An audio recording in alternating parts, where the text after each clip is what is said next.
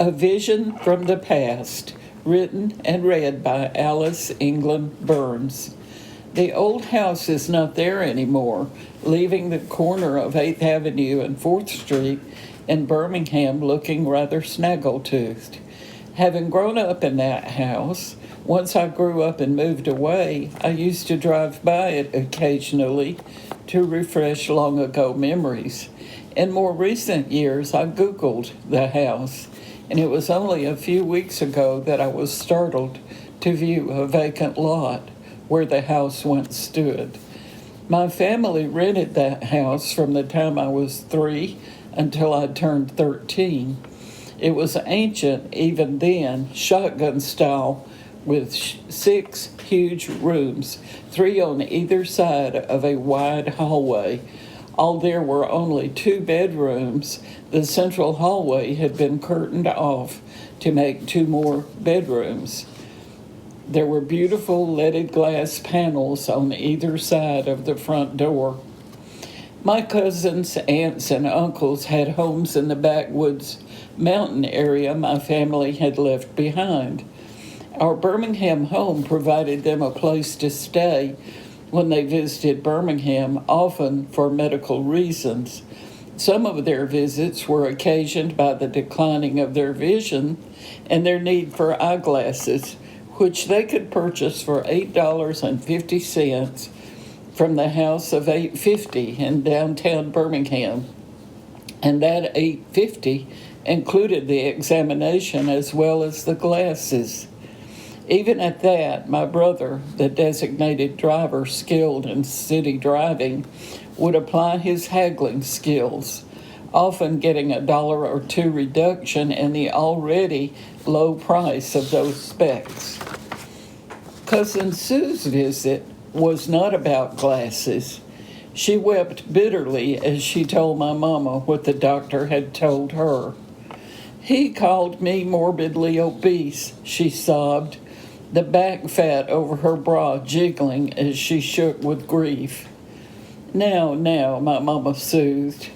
"You are a pretty girl, and you're going to sign up for that doctor's plan and show him that you can be as trim as you care to be."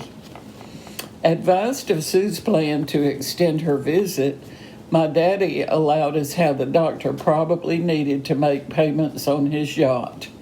To Sue, though, he only said, "Sue, honey, you take the bedroom at the end of the hall. Baby Sis can double up with Sybil." I can attest that, as usual, nobody consulted Baby Sis about this because I was Baby Sis back then. And you need to know one more interesting fact right about here, and that is that my sister Sybil fell off the bed on her wedding night because she had so rarely slept in a bed with as few as 2 people. My doubling up with Sybil was, in actuality, tripling up with her and Grace.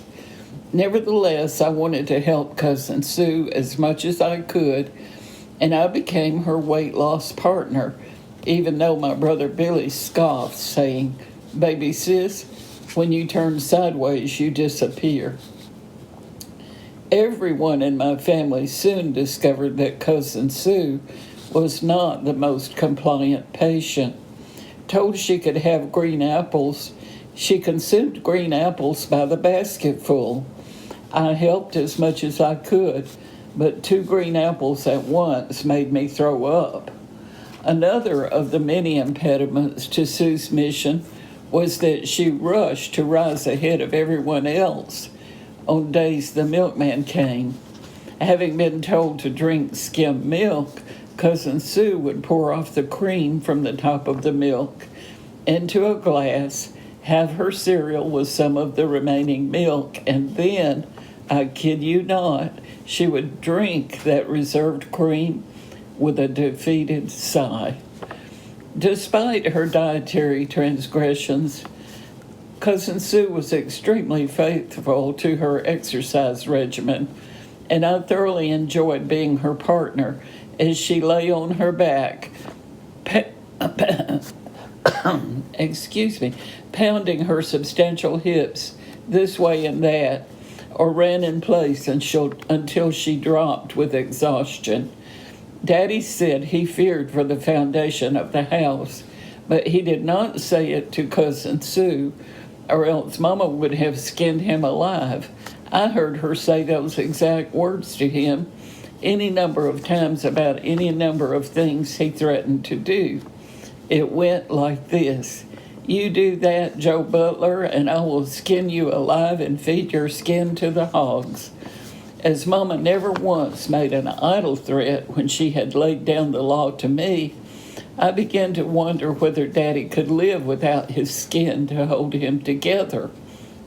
I also hoped that, if the skinning ever happened, I would get to go see some baby pigs. The upshot of all this was that Cousin Sue met a man in the city who found her delightful and did not care that she was a mite on the hefty side. They got married, and she began drinking her milk with the cream stirred in like God intended. Cousin Sue died while I was still young. I remember her as beautiful, much like the Queen of Hawaii, wearing drapey, colorful muumuus and always smiling or laughing. Cousin Sue's mother, my Aunt Maggie, had 3 other olive-skinned, brown-eyed, gorgeous girls who were as slim and trim as could be. Daddy said something about somebody having gotten in the woodpile, but I was not sure what that had to do with those lovely girls. As I listened, hoping for more information, all Mama said was little pictures have big ears. One of Aunt Maggie's other gorgeous girls, Marg, came to live with us because of a non-medical emergency in later years. She and her husband had experienced what Mama called a knockdown dragout. So Marg packed up her duds and came to stay with Mama and me, the only residents of the house that remained at home by then.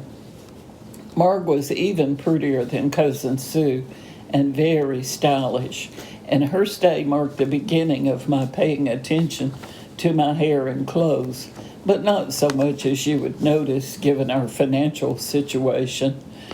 Marg bought me some Shrugs, little half sweaters that looked cute when worn with matching sundresses.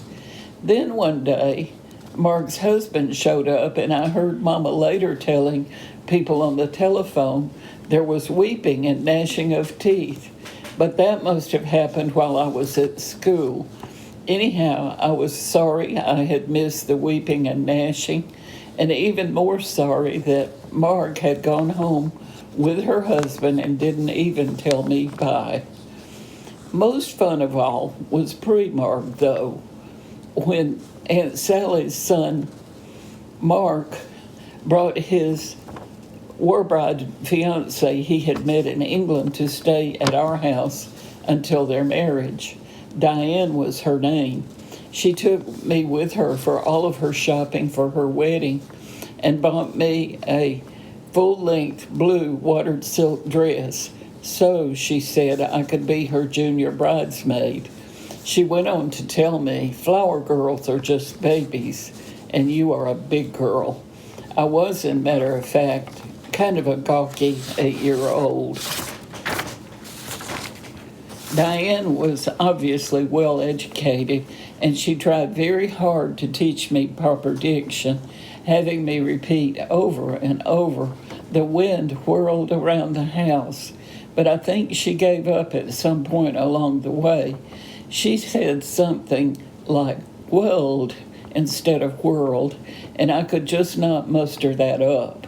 After she and Mitch got married, she opened a store in the town near the rural area of my family's origin. She traveled back to England annually to restock her store with antiques, and she also sold quilts and canned goods made by the local ladies. She became kind of snooty and did not move in her lowbrow circles much in later years. I'm betting she got her own eyeglasses from an expensive outlet, and that she handed them a prescription from a real doctor, possibly one who could say "world." Not so two sisters from the mountain who were also my cousins. The younger sister had a problem with my family called lazy eye, which seemed to run in my mother's side of the family, as one of my older brothers had it also. This lazy eye thing makes people look like the banjo boy in Deliverance. Anyhow, the young lady, accompanied by her mother and my brother, was taken to a highly respected ophthalmologist during her stay with my family. Her older sister Joy, however, came at a later date for glasses from the House of 850. Although I had visited these girls' home on the mountain many times, their visits to us were rare. Reminiscing recently, Joy, who is about my age, recalled that her visit at about age 14 was marked by the occasion of my sister Grace's courtship with her husband-to-be, Clarence. For reasons known to nobody who can actually recall the why of it, Cousin Joy and I, on one evening when Grace's suitor called for her, hid outside and watched Clarence through a window as he was greeted and seated by my mother and told to wait there in the living room. Clarence sat stiffly there alone for a minute and then crossed one leg over the other, kicking the coffee table in the process. "Excuse me," he muttered. Then he nervously cleared his throat and somewhat louder said, "Excuse me, coffee table." Even though Joy and I are in our 80s now, this shared recollection never fails to prompt peals of laughter from both of us. Neither of us ever thought to ask Clarence, who died a few years ago, whether all or any part of his entertaining living room performance was deliberately staged for the benefit of two sneaky little teenage girls. When I close my eyes now, I see the old house on 8th Avenue as a safe house within which my mama dispensed tender loving care to relatives who could use it.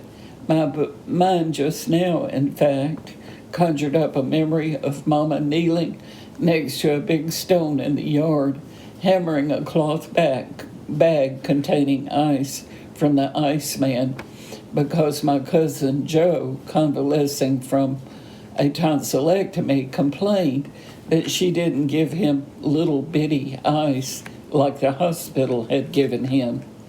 Personally, I believe most people would probably have whammed Joe with that hammer a couple of good licks instead of trying to make crushed ice for him. While I do know what happened to my family's house, I don't know whether places like the House of 850 even still exist. But I know that I hold it in great affection because of the memories of extended family that it provided for me. I still remember my brother, who later became a genuine war hero, looking triumphant as he succeeded in haggling them down on occasion. Never mind that they often up and charged him for the glasses cases, which ordinarily were thrown in for free. After all, he said, you could decline to buy the case because we had a drawer full of those at home. That's the end.